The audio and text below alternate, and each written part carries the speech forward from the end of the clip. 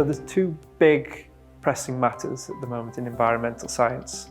One is finding resources for new technologies, for example, for like solar panels and renewable energy sources, for electric vehicles, for cars, everything like this. So we need experts who can help us find possible sources for metals for the energy transition.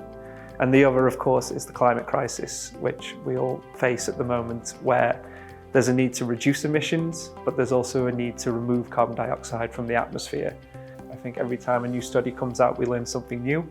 So things that I learned when I first started this are different now, and that's exciting because it means that you constantly learning new things, and you get to explore new methods, new areas, and you get to go outside and do lots of cool fieldwork as well.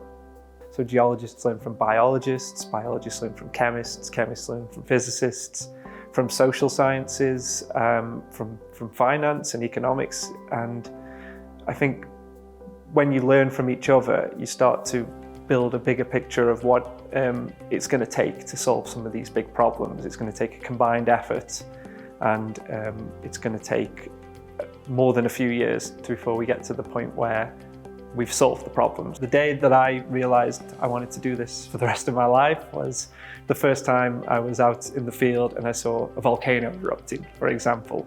And it was very inspiring, and it's like, how can I make this my office? How can I make this my job now? How can I get paid to do what I love, which is go outside, go into the field, climb rocks, and just enjoy outdoors.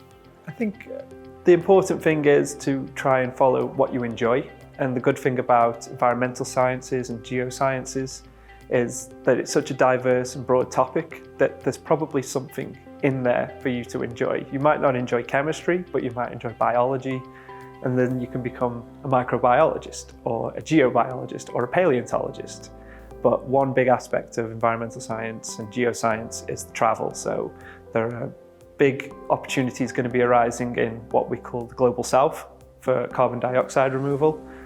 And if that entails human intervention, then we need good methods that are sustainable and practical for us to get to the point where we're avoiding catastrophic climate change.